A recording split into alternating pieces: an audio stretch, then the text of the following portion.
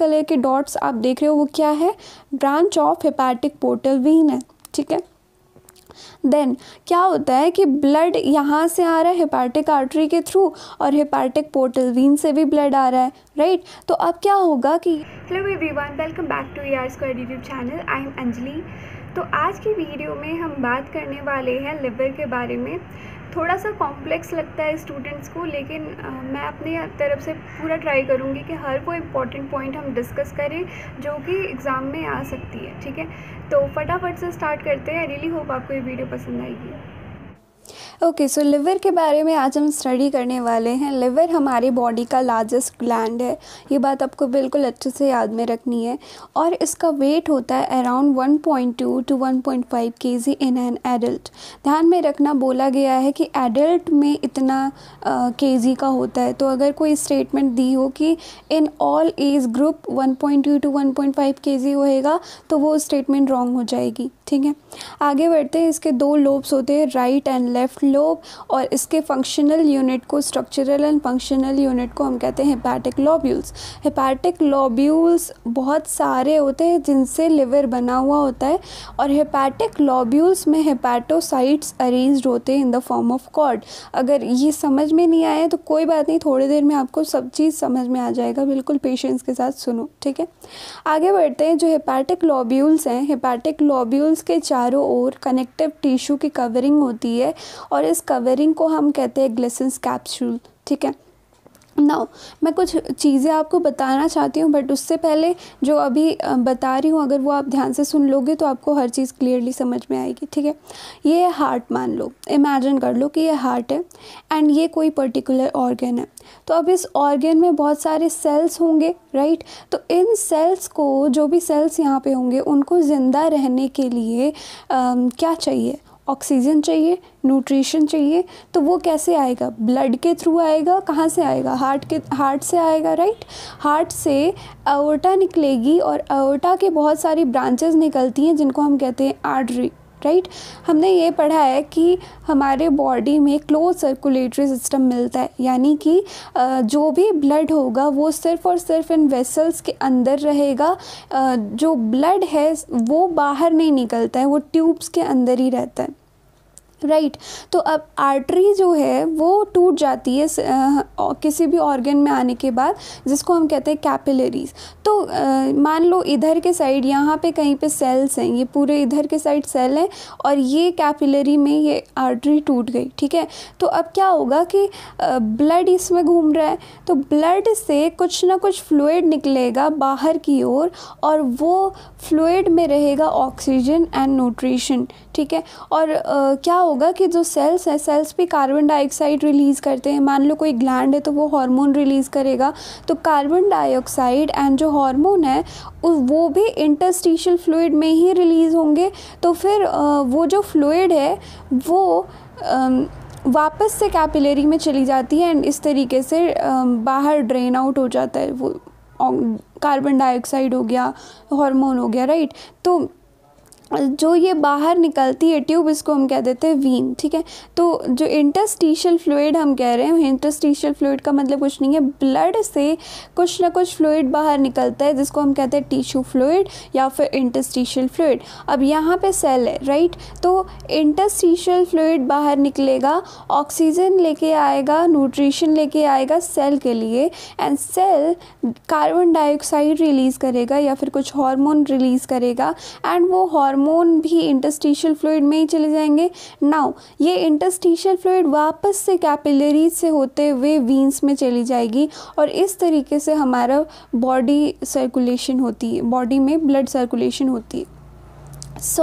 जो हमारा ऑर्गन है, ऑर्गन से अब देखो यहाँ पे जो ये वीन्स है वो क्या लेके जा रही हैं? ये डीऑक्सीजनेटेड ब्लड लेके जा रही है, राइट। क्यों? क्योंकि ब्लड जो आ रहा था आर्टरी से उसमें ऑक्सीजन था, तो वो ऑक्सीजन तो इन सेल्स ने यूज़ कर लिया क्योंकि वो बाहर आ गया था, राइट, इंटरस्टिशियल फ्लूइड में। अब क्या हुआ कि ऑक्सीजन यूज़ हो गई, लेकिन अब इस सेल ने कार्बन डाइऑक्साइड रिलीज़ किया और वो कार्बन डाइऑक्साइड डाइऑक्साइड वापस से कैपिलरी से होते हुए वीन में चला गया, राइट। तो डीऑक्सीजनेटेड ब्लड लेके जाता है वीन। अब क्या हो रहा है कि हर ऑर्गन का डीऑक्सीजनेटेड ब्लड बाहर निकलता है और वो फिर हार्ट में जाएगा, हार्ट से लंग में जाएगा, लंग्स में एक्सचेंज ऑफ गैसेज होंगी, फिर एक्सचेंज ऑफ गैसेज होने के बाद जो भी ऑक्सीजनेटेड ब्लड है वो सारे जो भी ऑर्गन्स हैं उनमें पहुंचेगा। तो आप ये देख पा रहे हो कि हर ऑर्गन के लिए एक आर्टरी की सप्लाई हो रही है और डीऑक्सीजनेटेड ब्लड भी बाहर निकल रहा है थ्रू वीन्स, राइट। लेकिन बहुत रेयर केसेस में ऐसा होता है कि किसी एक पर्टिकुलर ऑर्गन का डीऑक्सीजनेटेड ब्लड दूसरे ऑर्गन में जाता है एंड यहाँ से क्या होगा कि इस वाले ऑर्गन का और इस वाले ऑर्गन का जो डीऑक्सीजनेटेड ब्लड है वो कलेक्टिवली बाहर निकलेगा और हार्ट की तरफ जाएगा, ठीक है। तो इस सिस्टम को हम कहते हैं portal system, right.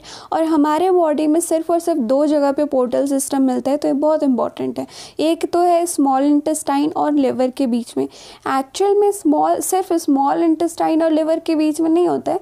Small intestine हो गया, कोलॉन हो गया, राइट, पैनक्रियाज हो गया, स्प्लीन हो गया, स्टमक हो गया, और हाँ, इन सारी चीज़ों से, इन सारे ऑर्गन से डीऑक्सीजनेटेड ब्लड पहुंचता है लिवर में एंड फिर लिवर से कलेक्टिवली डीऑक्सीजनेटेड ब्लड जो है वो हार्ट में जाता है। इसके पीछे बहुत सारे रीजंस हैं, बहुत अच्छी चीज़ है ये, थैंक्स टू दिस सिस्टम कि हमारे बॉडी में इतनी टॉक्सिक चीज़ें नहीं घूम पाती हैं, ठीक है। समझ में आएगा थोड़ी देर में मैं क्या कहना चाह रही हूँ, डोंट वरी। एंड दूसरा पोर्टल सिस्टम मिलता है बिटवीन हमारा pituitary, anterior pituitary and hypothalamus, जिसको हम कहते हैं हाइपोफाइसियल पोर्टल वीन। उसके बारे में आप एंडोक्राइन सिस्टम में पढ़ोगे, उसके लिए मैंने अलग से वीडियो भी बनाई हुई है, मैं लिंक कर दूंगी डिस्क्रिप्शन बॉक्स में, ठीक है। आगे बढ़ते हैं। क्या हो रहा है, एक हार्ट है, हार्ट से अओर्टा निकली, अओर्टा की बहुत सारी ब्रांचेस निकली, राइट। उन ब्रांचेस को हम कहते हैं आर्टरी। अब एक आर्टरी गई स्मॉल इंटेस्टाइन में, एक आर्टरी गई हमारे लिवर में, राइट। तो ये आर्टरी क्या लेके आती है, ऑक्सीजन लेके आती है जो भी ऑर्गन है उनके सेल्स के लिए, राइट। लेकिन जो हमारा स्मॉल इंटेस्टाइन है, स्मॉल इंटेस्टाइन में इस आर्टरी के 2 काम है। क्या काम है, एक तो है ऑक्सीजन लेके आना इसके स्मॉल इंटेस्टाइन के सेल्स के लिए, एंड दूसरा है जो भी यहाँ पे न्यूट्रिशन है उसको एब्जॉर्ब कर लेना और फिर उसको बॉडी में लेके जाना, राइट। तो यहाँ पे क्या होगा, ऑक्सीजनेटेड ब्लड यूज़ हो जाएगी, तो यहाँ पे वीन्स जो निकल रही हैं वो डीऑक्सीजनेटेड हो जाएंगी वहाँ पे ब्लड, और इस ब्लड में प्लेंटी ऑफ न्यूट्रिशन रहेगा, प्लेंटी ऑफ ग्लूकोज रहेगा, ओके। और यहाँ से फिर ब्लड जाएगा हमारे लिवर में। अब यहाँ पे भी हेपाटिक आर्टरी आ रही है, ये इसके लिए, लिवर के लिए क्या लेके आ रही है, ऑक्सीजन लेके आ रही है, ठीक है। अब यहाँ से collectively deoxygenated blood hepatic vein से होते हुए निकलेगा और वो इंफीरियर वेना कावा से होते हुए हमारे हार्ट में पहुँचेगा, ठीक है। इस तरीके से काम होता है। अब ये जो आप देख रहे हो ये क्या है, ये पोर्टल वीन है, ओके, हेपाटिक पोर्टल वीन है। ये क्या है, हेपाटिक आर्टरी है, ये हेपाटिक वीन है। ये तीनों टर्म्स आपको बिल्कुल अच्छे से याद में रखनी है, ये चीज़ें बहुत इंपॉर्टेंट है। आगे बढ़ते हैं। इस डायग्राम में भी वही चीज़ दिखाई गई है कि भाई एक हार्ट है, हार्ट से निकला अओर्टा, अओर्टा से बहुत सारी आर्टरीज निकलेंगी। अब ये डाइजेस्टिव ट्रैक्ट में जा रही है, फिर यहाँ से हेपाटिक पोर्टल वीन निकलेगी, लिवर में जाएगी। अब यहाँ पे भी हेपाटिक आर्टरी आ रही है, फिर collectively deoxygenated blood hepatic vein से इंफीरियर वेना कावा में गया, इंफीरियर वेना कावा से हार्ट में पहुँचा, ठीक है। नाउ अब जो हमारा लिवर है, लिवर का थोड़ा सा स्ट्रक्चर अच्छे से देख लेते हैं। क्या दिखा रही हूँ मैं इसमें, लिवर है, राइट। और ये जो आप हेक्सागोनल स्ट्रक्चर्स देख रहे हो इनको हम कहते हैं हेपाटिक लोब्यूल्स, ठीक है। हेपाटिक लोब्यूल्स से ही लिवर बनता है। अब क्या हो रहा है कि यहाँ पे ये जो आप ग्रीन कलर की ट्यूब देख रहे हो ये हेपाटिक पोर्टल वीन है, ठीक है। ये आ रही है स्मॉल इंटेस्टाइन से, ओके। और ये रेड वाली आ रही है हेपाटिक आर्टरी है ये, ठीक है। तो ये इन्फीरियर वेना कावा, इन्फीरियर नहीं, एओर्टा से आ रही है, ओके, ये आ रही है। देन यहाँ से जो बाहर निकल रहा है वो है हेपाटिक वीन। 3 सप्लाई थे, राइट, तो ये मैंने दिखाया हुआ है। अब आगे देखते हैं क्या होता है।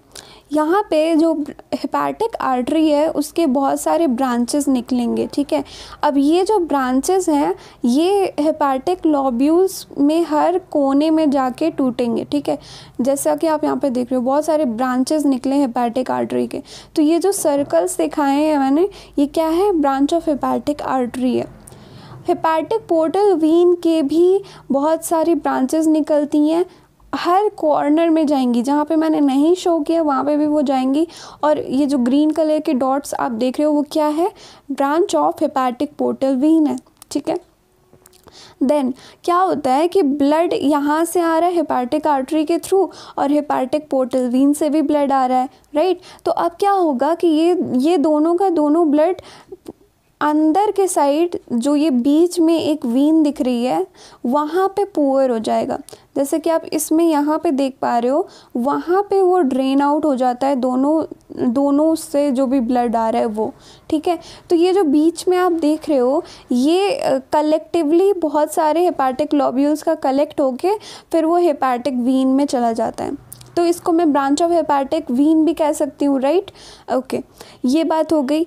देन जो हेपाटिक लॉब्यूल्स होते हैं, हेपाटिक लॉब्यूल्स में यहाँ पे बहुत सारी हेपाटोसाइट्स होती हैं जो कि बाइल रिलीज़ करती हैं। अब वो बाइल यहाँ पे जो आप ये सर्कल्स देख रहे हो वो बाइल डक्ट बनाया है मैंने, ठीक है। तो हेपाटोसाइट से बाइल पहुँचेगा बाइल डक्ट में, ओके। फिर बहुत सारी जितनी भी बाइल डक्ट होंगी हेपाटिक लॉब्यूल्स में वो सारे के सारी कलेक्ट हो जाएंगी और फिर वो बाहर निकलेंगी हेपाटिक डक्ट के थ्रू। फिर वो सिस्टिक डक्ट से मिल जाती हैं, करते करते फिर वो ड्यूडेनम में पहुँचेगी बाइल, ओके। और कुछ बाइल जो है वो गॉल ब्लैडर में भी स्टोर होती है और कंसंट्रेट भी होती है। तो ये पूरा था हमारा जो भी स्ट्रक्चर होता है, ठीक है। यहाँ पे आप 3 देख रहे हो, रेड है, राइट, रेड है हेपाटिक आर्टरी, ग्रीन है हमारा hepatic portal vein and blue है हमारा बाइल डक्ट। तो क्योंकि 3 चीज़ों का सप्लाई आप देख रहे हो हर कॉर्नर में, तो इसको हम कहते हैं पोर्टल ट्रायड, ओके। ये है हमारा स्ट्रक्चर। अब एक बार और थोड़ा अच्छे से देख लेते हैं, इसको मैं जूम कर रही हूँ। ये एक हेपाटिक लॉब्यूल शो किया गया है,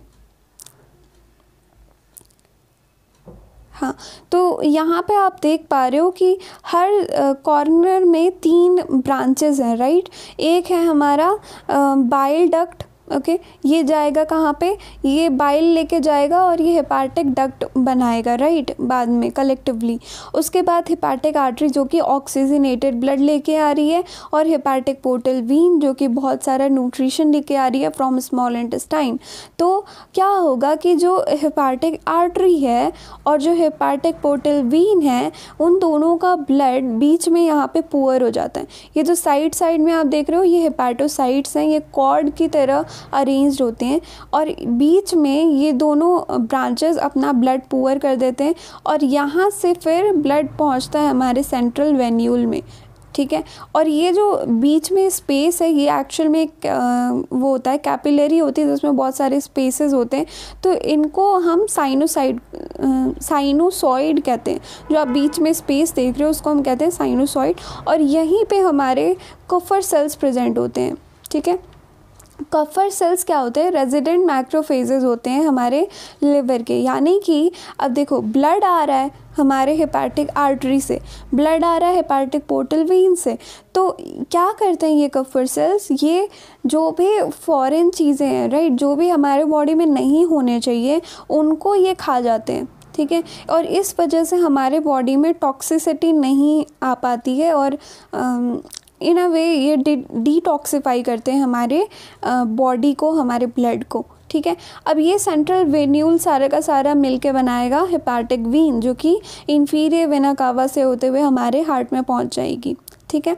और जो ये सेल्स हैं यहाँ पे जो कि हेपाटोसाइट्स हैं ये बना रहे हैं बाइल। तो बाइल फिर ये हेपाटिक हेपाटिक नहीं, बाइल डक्ट से होते हुए फिर हेपाटिक डक्ट में पहुंचेंगे और फिर आगे की स्टोरी हम थोड़ी देर बाद देखेंगे डक्ट सिस्टम में। ओके, यानी कि वो सिस्टिक डक्ट से होते हुए फिर नीचे पहुंचते हैं और फिर चलता जाता है वो सारी चीज़ें। ठीक है, आगे बढ़ते हैं। ये वाला जो सिस्टम है, यहाँ पे जो ये डायग्राम शो किया हुआ है,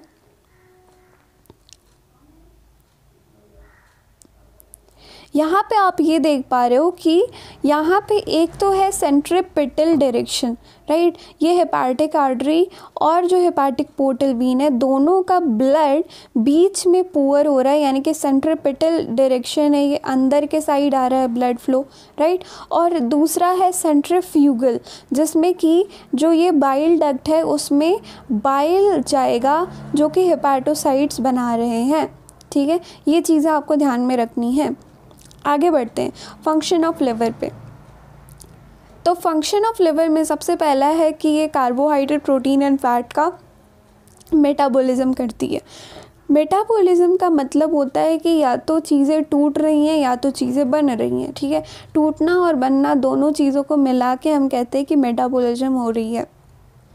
तो हमारे बॉडी में जो लिवर है उसमें ग्लाइकोजेनेसिस होती है, ग्लाइकोजेनोलाइसिस होती है, ग्लूकोनियोजेनेसिस होती है। देखो ये हो कैसे रही है। पैनक्रियास में होता है इंसुलिन एंड ग्लूकागॉन, राइट, और ये हेपाटिक पोर्टल सिस्टम के थ्रू पहुंचता है हमारे लिवर में। ठीक है, अब क्या होगा कि मान लो आपने फास्टिंग कर ली है तो आपके बॉडी में ग्लूकोज का लेवल कम हो गया है, तो ग्लूकोज का लेवल इंक्रीज़ करने की बहुत ज़्यादा ज़रूरत है, क्योंकि हमारे बॉडी में हर चीज़ को एक रेंज में रखना इम्पॉर्टेंट होता है। तो वो काम करेगा हमारा ग्लूकागॉन। ग्लूकागॉन पोर्टल सिस्टम के थ्रू लिवर में पहुंचा पैनक्रियाज से, राइट, और उसने क्या किया कि ग्लाइकोजन को तोड़ तोड़ के उसने ग्लूकोज बनाना स्टार्ट करवा दिया। इस प्रोसेस को हम कहते हैं ग्लाइकोजेनोलाइसिस। जेनोलाइसिस, लाइसिस टर्म का मतलब होता है टूटना, ग्लाइकोजन टूट रहा है, इस टर्म से आपको खुद ही समझ में आ रहा है, राइट। और ग्लूकोज सिर्फ ग्लाइकोजन को तोड़ के वो नहीं बनाती है, वो जो भी नॉन कार्बोहाइड्रेट सोर्सेस हैं, यानी कि जो प्रोटीन है, लिपिड है, उसको भी वो ग्लूकोज में कन्वर्ट करने लगती है। और इस प्रोसेस को हम कहते हैं ग्लूकोनियोजेनेसिस। ग्लूकोनियो मतलब नया, जेनेसिस मतलब बनना, नया ग्लूकोज बन रहा है, इस टर्म से आपको समझ में आ रहा है, राइट। उसके बाद अब ग्लूकोज का लेवल तो इंक्रीज़ हो गया, लेकिन एकदम हाई भी नहीं हो जाना चाहिए ग्लूकोज का लेवल। उसको कम भी करने के लिए कोई हार्मोन होना चाहिए हमारे बॉडी में, जिसकी वजह से हमारा जो ग्लूकोज का लेवल है वो एक लेवल में रहेगा, एक रेंज में रहेगा, एक होम्योस्टेसिस में रहेगा। तो उसके लिए पैनक्रियाज से इंसुलिन निकलता है और इंसुलिन फिर लिवर में जाएगा, ठीक है। और लिवर में जाके वो जो भी ग्लूकोज है, एक्सेस ग्लूकोज है, उसको स्टोर करेगा इन द फॉर्म ऑफ ग्लाइकोजन, और इस प्रोसेस को हम कहते हैं ग्लाइकोजेनेसिस। ग्लाइकोजेनेसिस मतलब बन रहा है, ग्लाइकोजन बन रहा है, इस टर्म से आपको समझ में आ रहा है। तो इसको रट्टा लगाने की ज़रूरत नहीं है, आपको इजीली याद हो जाएगा ये चीज़ें, ठीक है। इसके अलावा यूरिया साइकिल होती है, तो एमोनिया को हैंडल करने का काम हमारे लिवर का होता है, और ये फिर यूरिया जाएगा किडनी में, एंड किडनी के थ्रू आप पी आउट कर देते हो अमोनिया को इन the form of urea. And liver detoxify करता है अल्कोहल एंड ड्रग का। देखो अब यहाँ पे मैं समझाती हूँ कि हेपाटिक पोर्टल सिस्टम का फ़ायदा क्या है, ठीक है। देखो आपने क्या किया, कुछ फूड खाया, कुछ मेडिसिन खाई, अब वो स्टमक में गई तो उसको मेटाबोलाइज करने की ज़रूरत है, तो वो पहले हमारे लिवर में पहुँचेगा, वहाँ पे मेटाबॉलिज्म हो जाएगा। उसके मतलब वहाँ पे जो भी मान लो कोई टॉक्सिक चीज़ भी अगर आपने खा ली है तो वो चीज़ पहले डिटॉक्सिफाई करी जाएगी लिवर के थ्रू, एंड लिवर के थ्रू जब डिटॉक्सिफाई हो जाएगा फिर वो हमारे जनरल सर्कुलेशन में ब्लड के थ्रू पहुँचेगा, तो इससे हमारी बॉडी सेफ़ रहेगी, राइट। उसके बाद जो हमारा स्मॉल इंटेस्टाइन है, स्मॉल इंटेस्टाइन में होता है एब्जॉर्प्शन। तो मान लो ग्लूकोज का एब्जॉर्प्शन हुआ है वहाँ पे, तो अगर वो ग्लूकोज जनरल सर्कुलेशन में घूमने लगेगा तो हमारे बॉडी में जो ग्लूकोज का लेवल है, ब्लड ग्लूकोज लेवल है, वो काफ़ी हाई हो जाएगा और वो हमारी बॉडी चाहती नहीं है। तो वो क्या होता है कि ब्लड जो कि बहुत सारे न्यूट्रिशन लेके जा रही है फ्रॉम स्मॉल इंटेस्टाइन, वो पहले पहुंचेगी लिवर में, एंड लिवर में ग्लाइकोजन के फॉर्म में जो एक्सेस ग्लूकोज है वो स्टोर हो जाएगा, एंड उसके बाद जो ब्लड है वो बाहर निकलेगा एंड जनरल सर्कुलेशन में घूमेगा। ओके, उसके बाद जो भी स्प्लीन है, तो स्प्लीन को हम कहते हैं ग्रेवयार्ड ऑफ आरबीसी, राइट। तो यहाँ पे क्या होता है कि आरबीसी टूटती है, आरबीसी का यहाँ पे ब्रेकडाउन होता है, मरता है यहाँ पे आरबीसी। तो जो भी डेड आरबीसी है उसको भी जनरल सर्कुलेशन में घूमने की ज़रूरत ना पड़े, इसलिए वो पहले पहुँचता है हमारे लिवर में। लिवर में होते हैं कफर सेल्स जो कि आरबीसी को जो भी डेड आरबीसी है उसको ब्रेक डाउन करते हैं, एंड उसके बाद जो नॉर्मल सर्कुलेशन है उसमें टूटा हुआ या फिर डेड आरबीसी नहीं घूम पाता है। सिमिलरली पैनक्रियाज से इंसुलिन एंड ग्लूकागॉन पहुंचता है हमारे लिवर में। तो ये सारी चीज़ें हो रही हैं हमारे बॉडी में इन अ वे कि हमारा बॉडी में डिटॉक्सिफिकेशन होता रहे, और दूसरी चीज़ ये है कि भाई ग्लूकोज का लेवल जो भी है वो एक्सेस ना हो जाए, राइट। इसके लिए हमारी बॉडी में पोर्टल सिस्टम है, हेपाटिक पोर्टल सिस्टम की मैं बात कर रही हूँ।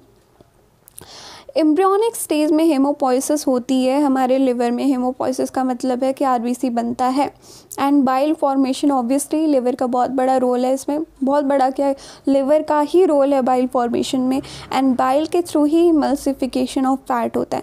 इमल्सिफिकेशन ऑफ फैट बहुत फैंसी टर्म लगता है ओ माय गॉड ये क्या है, लेकिन कुछ बहुत बड़ी चीज़ नहीं है। फैट मान लो बहुत बड़ी टुकड़े हैं, ठीक है, तो उसको छोटे छोटे टुकड़ों में यानी कि फिज़िकल ब्रेकडाउन करने का काम होता है हमारे बाइल का। ओके, और जब वो छोटे छोटे टुकड़ों में टूट जाते हैं तो फिर जो भी एंजाइम उन पे एक्ट करेंगे उनको ज़्यादा सरफेस एरिया मिलेगा, कंबाइंड सरफेस एरिया। मान लो कोई बड़ा चीज़ है, ठीक है, अब उसको आपने तोड़ दिया तो उसका जो कंबाइंड सरफेस एरिया होगा छोटे छोटे टुकड़ों का वो ज़्यादा होगा इन कंपैरिजन टू जो वो बड़ा वाला टुकड़ा था, राइट।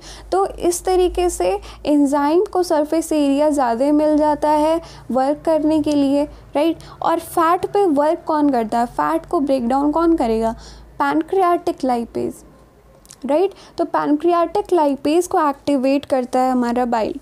ओके, बाइल की क्या क्या कंपोनेंट्स हैं, बाइल के क्या क्या फंक्शन है, एक बार ही देख लेते हैं। बाइल में होता है bile pigment, right. Bile pigment के दो नाम है, बिलीरुबिन एंड बिलीवर्डिन। इसकी अलग कहानी है, अभी थोड़ी देर में हम देखते हैं।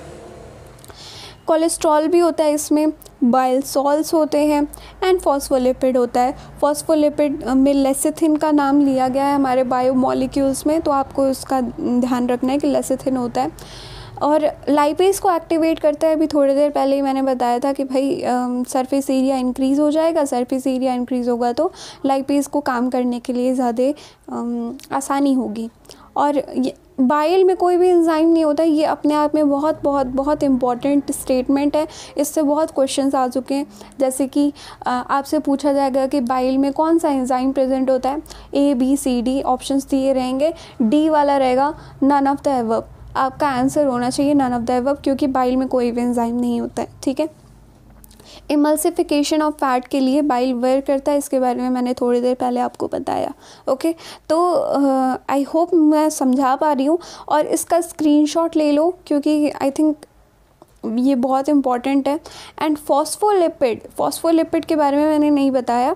देखो, बाइल में जो फॉस्फोलिपिड होता है ये हेल्प करता है कि जो गॉल ब्लैडर में बाइल कंसंट्रेशन हो रही है ना, वहाँ पे स्टोर होता है, कंसंट्रेट होता है बाइल, तो वहाँ पे स्टोन्स ना बन जाए, क्रिस्टलाइजेशन ना हो जाए बाइल की, उसके लिए फॉस्फोलिपिड काम करता है, ठीक है। तो ये अपने आप में बहुत इम्पॉर्टेंट चीज़ है, इसके बिना तो गॉल स्टोन्स होने लगते हैं, ठीक है।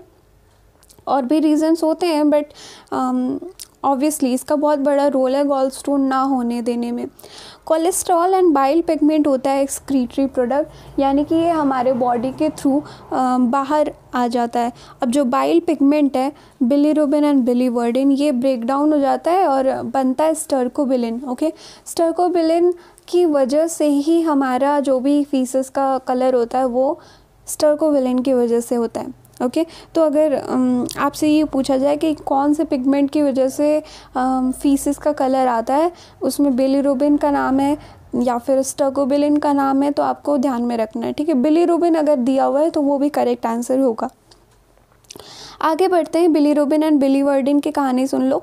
ये हमारा लिवर, ये हमारा स्प्लीन। स्प्लीन ऑब्वियसली ऐसा दिखता नहीं है बट जस्ट एक इमेज है, जस्ट एक रिप्रेजेंटेशन है। नाउ वो क्या हो रहा है, यहाँ पे आर्टरी आ रही है, आर्टरी कैपिलरीज में टूट रही है एंड कैपिलरीज से पोर्टल सिस्टम पहुँच रहा है हमारे लिवर में।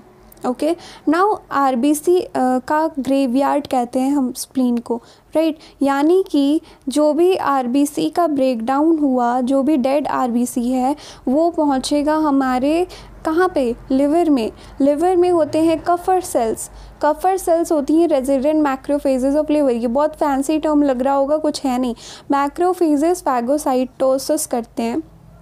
रेजिडेंट मतलब वहाँ पे रहते हैं, मतलब कि ये ऐसे मैक्रोफेजेस हैं जो कि सिर्फ और सिर्फ लिवर में मिलते हैं, इसलिए हम इनको कहते हैं रेजिडेंट मैक्रोफेजेस ऑफ लिवर। ठीक है, तो क्या हो रहा है कि ये फैगोसाइटोसिस करेंगे और जो भी डेड आरबीसी आ रही है उसको तोड़ देंगे। ओके, जब आरबीसी में क्या होता है, हीमोग्लोबिन होता है। हीमोग्लोबिन टूटता है तो बनता है हेम एंड ग्लोबिन। ग्लोबिन प्रोटीन है। ओके, तो इसका तो अपना ग्लूकोनियोजेनेसिस हो जाएगा, तो ग्लूकोज के फॉर्म में ये टर्न हो जाएगा, राइट। अब जो हेम है, हेम टूट के बनता है बिलीरुबिन एंड बिलीवर्डिन। तो ब्रेकडाउन प्रोडक्ट ऑफ हेम है हमारा बिलीरुबिन एंड बिलीवर्डिन। ओके, तो ये बहुत इम्पॉर्टेंट है। आई होप आपको ये समझ में आया होगा। आगे बढ़ते हैं डक्ट सिस्टम में।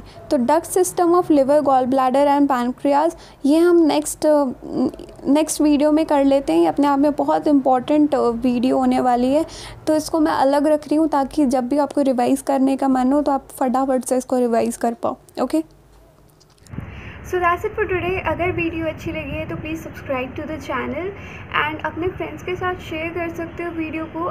कमेंट सेक्शन में बता सकते हो कि कौन से टॉपिक पे आपको वीडियो चाहिए, तो मैं उन टॉपिक्स पे वीडियो ज़रूर से बनाऊँगी। ठीक है, thank you so much for watching.